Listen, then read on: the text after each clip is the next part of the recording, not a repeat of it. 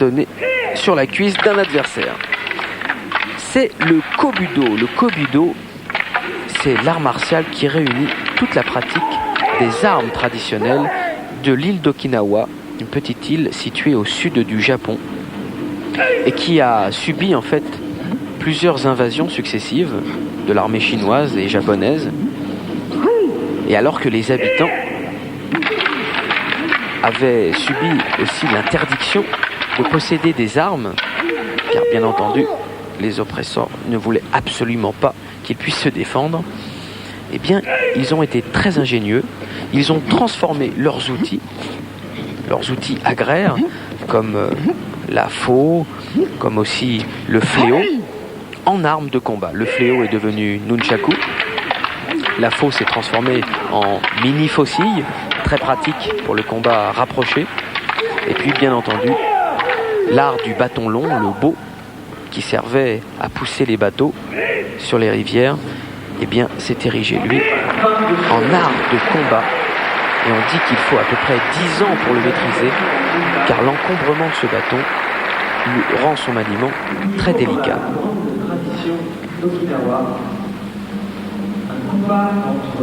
Voilà, je vous parlais du fléau, et bien cela, c'est un nunchaku à 3 branches.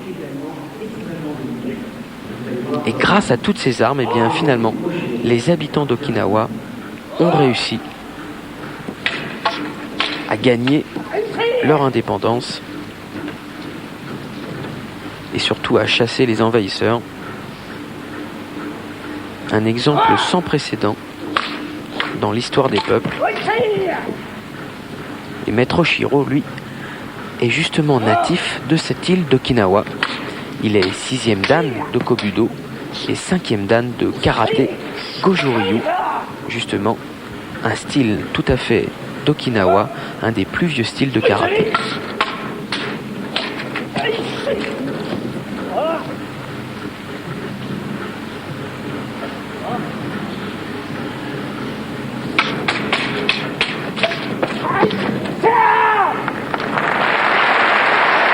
Superbe contre sur cette attaque avec bâton.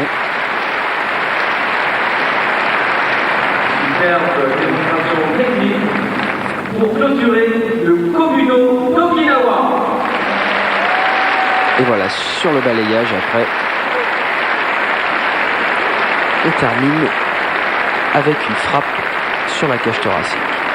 Du très grand art. Voilà, merci de les accompagner avec vos applaudissements.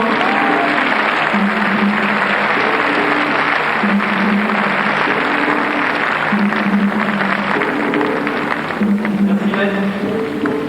Ils sont moins nombreux mais très très efficaces et surtout d'une esthétique qui leur a permis d'obtenir le titre européen. Ce ne sont pas les 3 mousquetaires, mais ce Voilà, sont et les tout de autres suite, après le kobudo, nous allons retrouver l'équipe de France de